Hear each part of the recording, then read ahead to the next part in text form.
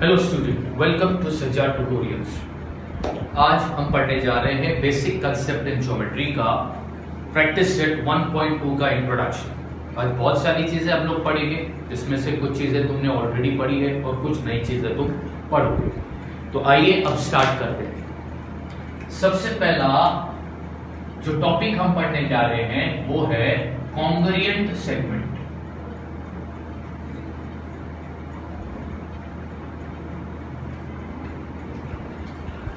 अब congruent segment किसको कहते हैं?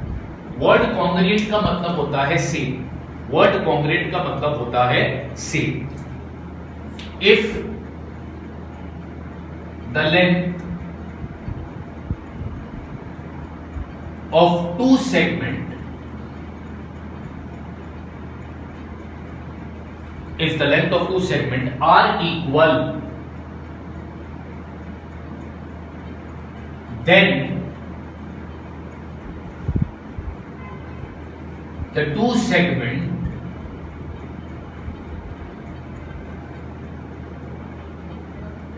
are congruent।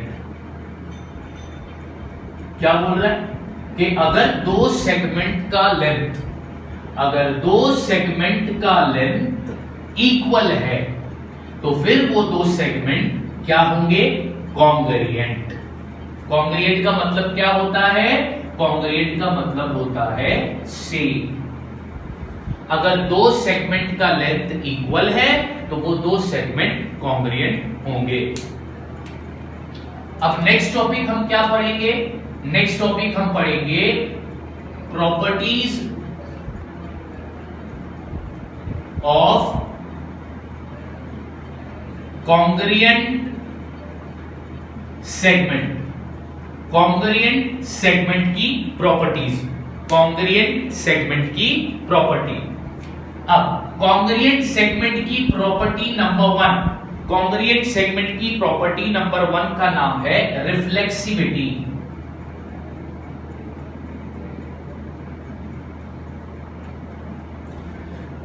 कॉन्ग्रुएंट सेगमेंट की जो फर्स्ट प्रॉपर्टी है वो क्या है? Reflexivity.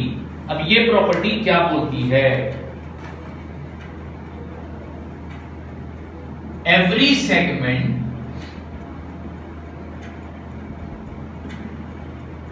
Is congruent to itself. हर सेगमेंट अपने आप से कॉन्ग्रुएंट होता है। हर सेगमेंट अपने आप से कॉन्ग्रुएंट होता है। तो ये रही पहली प्रॉपर्टी। सेकंड प्रॉपर्टी जो है वो है symmetry.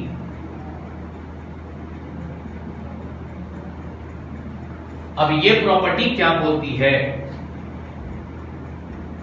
If the first segment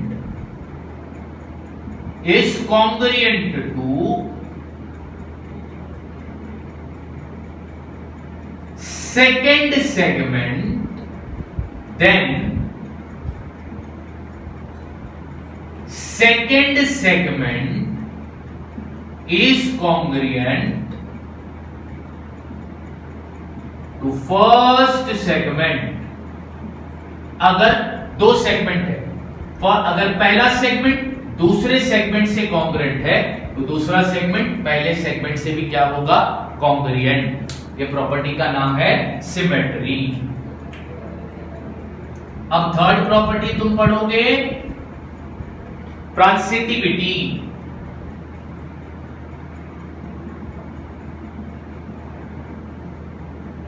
अब ये क्या बोलता है? If the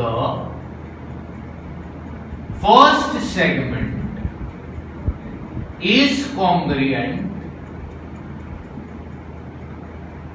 to second segment and second segment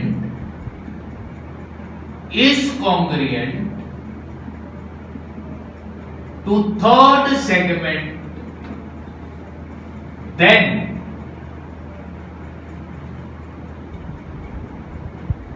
first segment is congruent to third segment। अब ट्रांसिटिविटी प्रॉपर्टी के लिए सेगमेंट कितने हैं? 3। अगर पहला सेगमेंट दूसरे सेगमेंट से कॉन्ग्रुएंट है, अगर दूसरा सेगमेंट तीसरे सेगमेंट से कॉन्ग्रुएंट है, इसका मतलब यह हुआ कि पहला सेगमेंट तीसरे सेगमेंट से भी क्या होगा? कॉन्ग्रुएंट।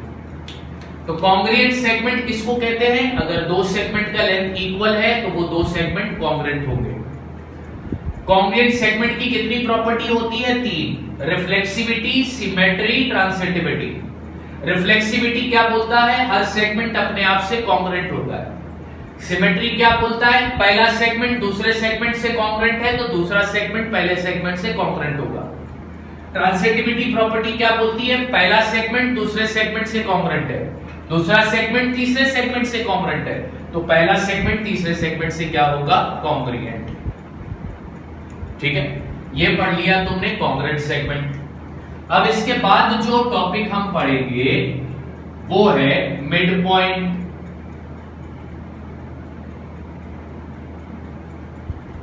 अब मिड पॉइंट किसको बोलते हैं? ध्यान से देखो बच्चों, point which divide the segment in two equal parts, such point is known as midpoint।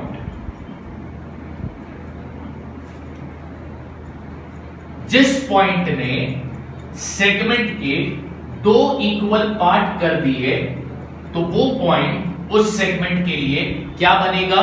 Mid point. और इसमें एक बात याद क्या रखनी है, बहुत इंपॉर्टेंट बात है। वो बात कौन सी है कि every segment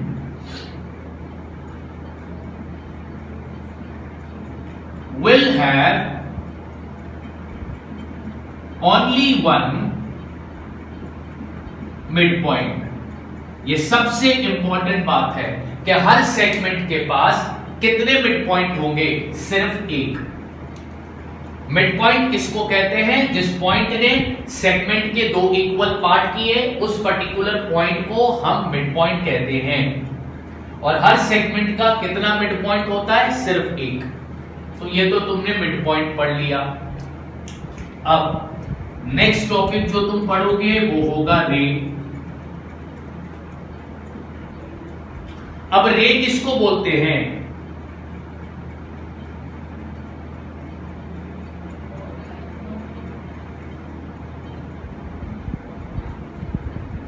A portion of line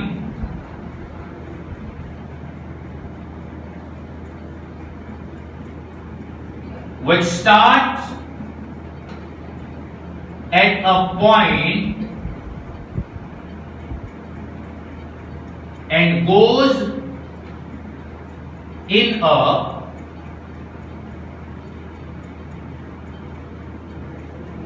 particular direction to infinity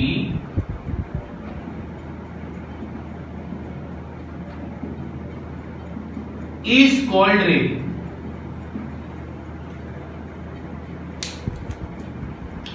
ये रे का डेफिनेशन है।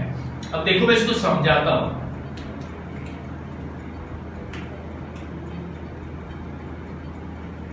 ये पॉइंट ए है, ठीक है, और ये पॉइंट बी है।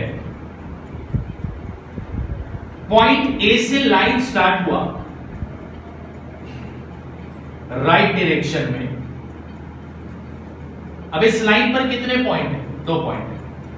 किस पॉइंट से रे स्टार्ट हुआ? पॉइंट ए से रे स्टार्ट हुआ, ठीक है, और वो एक पर्टिकुलर डायरेक्शन में जा रहा है इंफिनिटी, यानी इसका दूसरा कोई एंड नहीं है, वो एंडलेस है। एक तरफ से वो एंड है और एक तरफ से वो एंडलेस है, जिसका कोई एंड नहीं। तो ऐसी लाइन को हम क्या बोलते हैं? रे।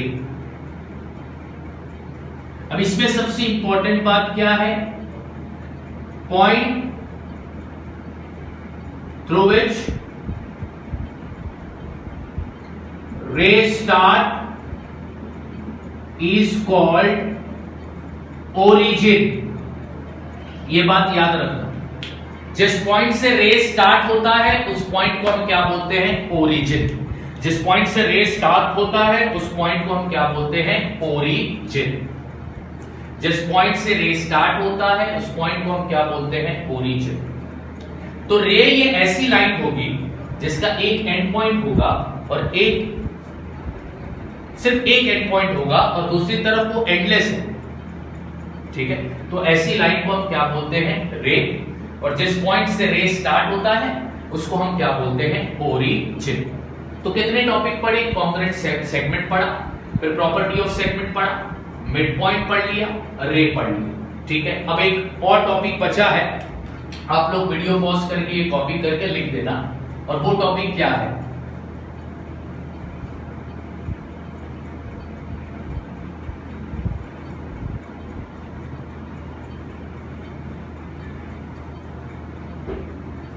और वो टॉपिक है अपोजिट रे।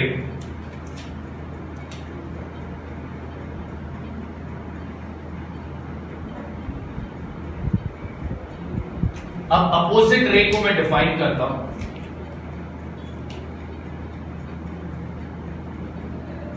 टू रेज, कितनी रे होगी, दो रे, हैव अ कॉमन ऑरिजिन, जिनका ओरिजिन कैसा होगा, कॉमन, सेम होगा, and lying on the same line,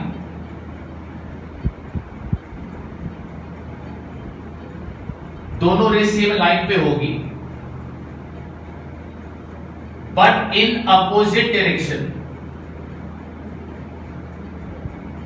लेकिन उनका डायरेक्शन कैसा होगा, अपोजिट। तो ऐसी दो रे को हम क्या बोलेंगे, अपोजिट रे। एग्जांपल भी दे देता हूं, यहां पर 3 पॉइंट लेता हूं, ये पॉइंट ए है, ये पॉइंट बी है और ये पॉइंट सी है, ठीक है। अब ध्यान से देखो, रे स्टार्ट, इधर दो रे है और दोनों रे स्टार्ट हो रही है पॉइंट बी से, और दोनों रे एक ही लाइन पर है, लेकिन दोनों रे का डायरेक्शन अपोजिट है। बीसी, ये है रे बीसी जो इस डायरेक्शन में जा रही है, और ये है रे बीए जो इस डायरेक्शन में जा रहा है। तो इसको कौन सा रे बोलेंगे हम, अपोजिट रे। ये सारे टॉपिक थे जो प्रैक्टिस सेट करने से पहले तुम्हें याद समझाना था, जो मैंने समझा दिया। अब हम डायरेक्टली स्टार्ट करेंगे प्रैक्टिस सेट 1.2। तो मैं यहां पर ये मिटा देता हूं बच्चों, और प्रैक्टिस सेट 1.2 स्टार्ट करते हैं।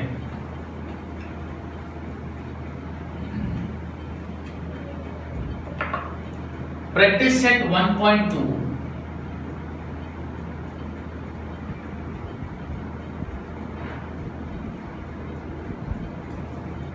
प्रैक्टिस सेट 1.2 में तुमको एक टेबल दिया है, वो टेबल में पॉइंट भी है और उनके कोऑर्डिनेट भी है।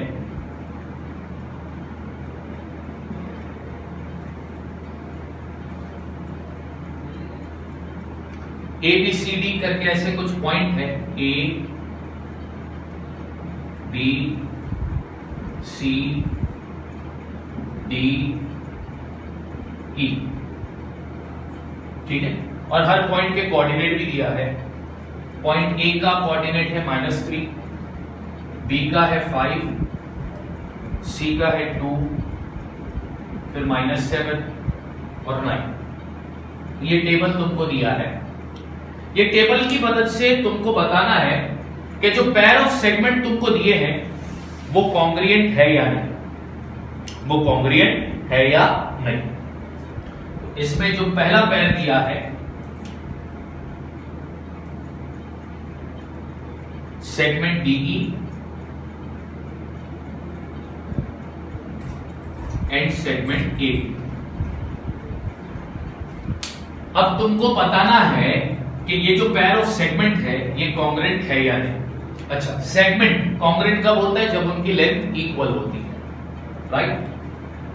ना तो मेरे को डीई का लेंथ मालूम है, ना तो मेरे को एबी का लेंथ मालूम है। तो सबसे पहले हम क्या फाइंड करेंगे? डीई और एबी का लेंथ। और एक बार वो लेंथ मिल गया तो फिर हम कंपेयर करेंगे क्या इक्वल है या नहीं। अगर इक्वल है तो ये दो सेगमेंट कॉन्ग्रुएंट, अगर इक्वल नहीं है तो वो दो सेगमेंट कॉन्ग्रुएंट नहीं होंगे। तो चलो अब सबसे पहले फाइंड करेंगे length DE.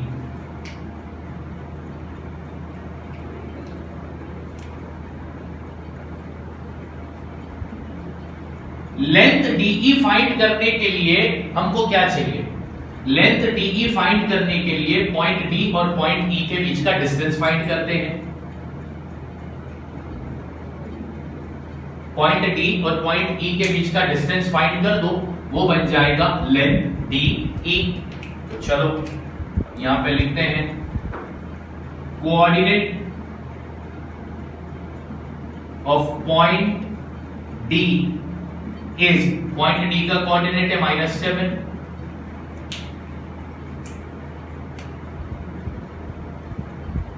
Coordinate of point E, point ई का कोऑर्डिनेट है 9।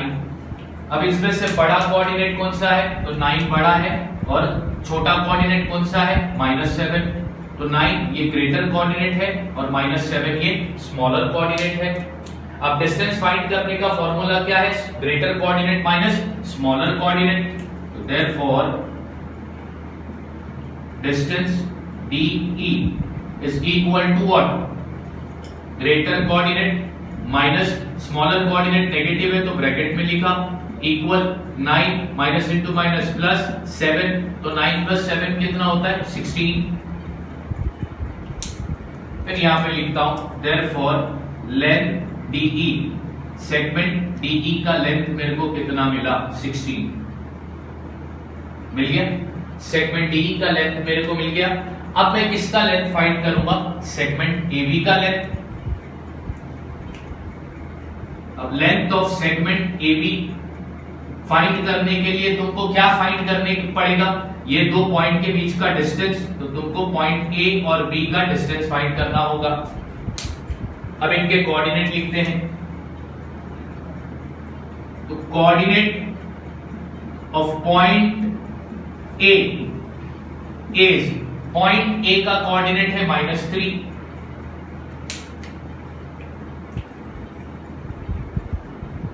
Coordinate of point B, point B का कोऑर्डिनेट है 5। अब इनमें से बड़ा कोऑर्डिनेट है 5 और छोटा कोऑर्डिनेट है -3। तो यहां पे लिखता हूं 5 इज ग्रेटर देन -3। अब डिस्टेंस फाइंड करते हैं। Therefore distance AB is equal to greater coordinate minus smaller coordinate, यानी 5 माइनस दूसरा कोऑर्डिनेट नेगेटिव है तो ब्रैकेट में लिखा, तो 5 minus into minus plus 3 is equal to 8। यानी कि लेंथ AB कितना मिला मेरे को? 8। अब तुमने दोनों सेगमेंट का लेंथ फाइंड किया। क्या दोनों सेगमेंट का लेंथ इक्वल है? दोनों सेगमेंट का लेंथ इक्वल नहीं है, तो वो लिख दो यहां पर। Therefore, length of segment DE is not equal to length of segment AB। तो क्या ये कॉन्ग्रुएंट हुए? नहीं, ये कॉन्ग्रुएंट नहीं हुए। Therefore, they are not congruent। सब काफी बड़ा गया है, लेकिन सब में कुछ है नहीं ऐसा इंटरेस्टिंग। बहुत सिंपल और बहुत इजी सा। इस तरह हमको पहचानना था कि सेगमेंट कॉन्ग्रुएंट है या नहीं। तो ये इसमें फर्स्ट क्वेश्चन था। अब इसमें दूसरा सेगमेंट दिया है, आप लोग ये वीडियो पॉज करके कॉपी कर लेना। अब दूसरा सेगमेंट लेते हैं।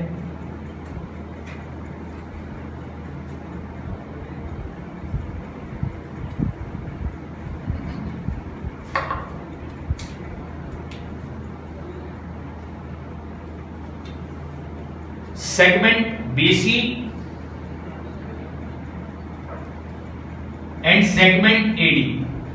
अब ये फाइंड करना है कि सेगमेंट BC और सेगमेंट AD कॉन्ग्रुएंट है या नहीं।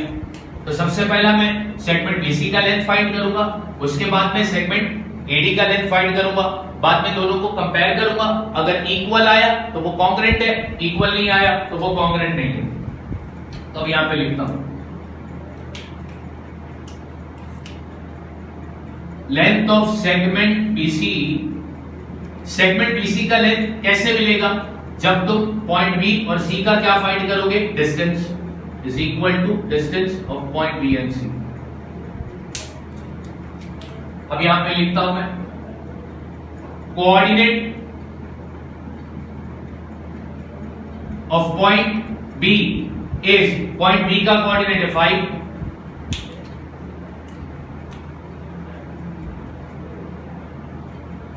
Coordinate of point C is, point C का कोऑर्डिनेट है 2। अब दोनों में से बड़ा कोऑर्डिनेट है 5 और छोटा कोऑर्डिनेट है 2। अब डिस्टेंस मिल जाएगा B और C के बीच का, greater coordinate minus smaller coordinate, तो ये हो गया 3। तो डिस्टेंस कितना आया? 3। ठीक है, इसका मतलब क्या हुआ? सेगमेंट BC का लेंथ कितना मिला तुमको? 3। ये हो गया। अब किसका लेंथ फाइंड करेंगे? AD का। तो यहां पे लिखता हूं लेंथ ऑफ सेगमेंट AD कैसे मिलेगा? जब हम पॉइंट A और B का, पॉइंट A और D का क्या फाइंड करेंगे? डिस्टेंस। अब मैं यहां पर लिखता हूं coordinate of point A is, point A का कोऑर्डिनेट है -3,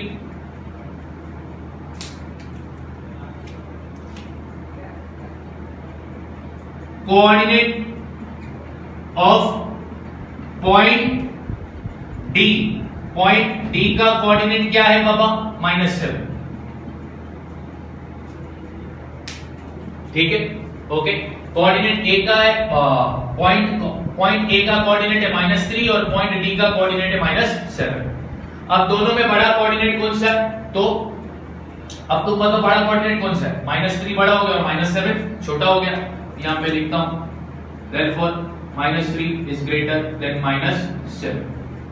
अब डिस्टेंस फाइंड कर दो, therefore डिस्टेंस पॉइंट A और D का डिस्टेंस अब मिल जाएगा, greater coordinate minus smaller coordinate, ये हो जाएगा -3 माइनस इंटू माइनस प्लस 7, तो 7 में से 3 गया तो बचा 4। तो डिस्टेंस AD कितना मिला तुमको? 4। तो यहां पे लिखते हो therefore length of segment AD is equal to how much? 4। अब डिसाइड करो क्या दोनों सेगमेंट का लेंथ इक्वल है? नहीं, दोनों सेगमेंट का लेंथ इक्वल नहीं है। तो अगर इक्वल नहीं है तो क्या वो कॉन्ग्रुएंट हुआ? नहीं हुआ। तो अब इसको लिखेंगे कैसा? यहां पे लिख देता हूं therefore length of segment BC is not equal to length of segment AD, therefore they are not congruent। बात समझ में आ रही है बच्चों? ठीक है, इस तरह जज करते हैं कि सेगमेंट का पैर जो है वो कॉन्ग्रुएंट है या नहीं। अब इसमें और कितने क्वेश्चन है? एक और क्वेश्चन दिया है इसमें, वो आप लोग खुद कर लेना। ठीक है, बिल्कुल इसी तरह कर लेना। अगर उसमें अगर कोई डाउट आए तो आप लोग मुझे कमेंट करके या मुझे कॉल करके व्हाट्सएप करके पूछ सकते हैं। अब हम करेंगे इसमें क्वेश्चन नंबर 2। अब देखते हैं क्वेश्चन नंबर 2 क्या बोलता है।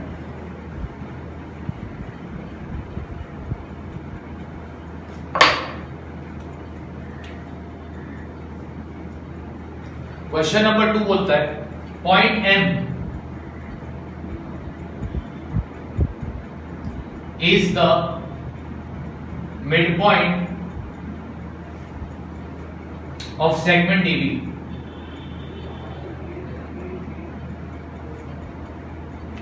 If AB is equal to 8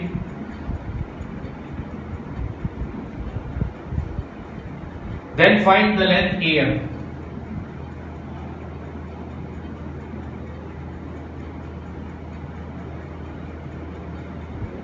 length AM अपने को फाइंड करना। ओके, अब बच्चों जरा ध्यान से देखना सॉल्यूशन। ये सेगमेंट AB है और उस पर है पॉइंट M, और ये पॉइंट M ने ये पॉइंट M जो है ये क्या है, मिड पॉइंट है। ठीक है, इसका मतलब पॉइंट M ने सेगमेंट के कितने पार्ट किए, दो इक्वल पार्ट कर दिए। वो दो इक्वल पार्ट कौन से हैं, AM और BM। तो यहां पे लिखेंगे कि AM जो है वो आधा होगा, किसका आधा होगा, सेगमेंट AB का। क्यों, रीजन दो, why, M is the mid point, क्योंकि M जो है वो सेगमेंट AB का क्या है, मिड पॉइंट है। और मिड पॉइंट सेगमेंट के कितने पार्ट करता है, दो, वो भी कैसे, इक्वल। यानी AB के कितने इक्वल पार्ट हो गए, दो, एक AM और दूसरा BM। इसका मतलब ये जो AM है ये किसका आधा हो गया, AB का आधा हो गया। Therefore AM is equal to half into segment AB का लेंथ कितना दिया है, 8, तो 2 1 जा 2 4 जा, तो AM कितना आया, 4। समझ में आ गई बात, ठीक है। इस तरह करना था तुमको क्वेश्चन नंबर 2। अब हम करेंगे क्वेश्चन नंबर 3। तो आप लोग ये पॉज करके कॉपी कर देना।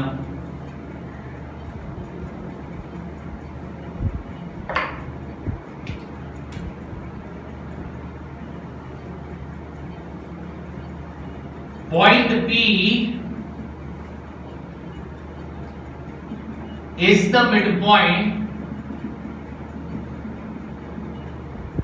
of segment CD if CP is equal to 2.5,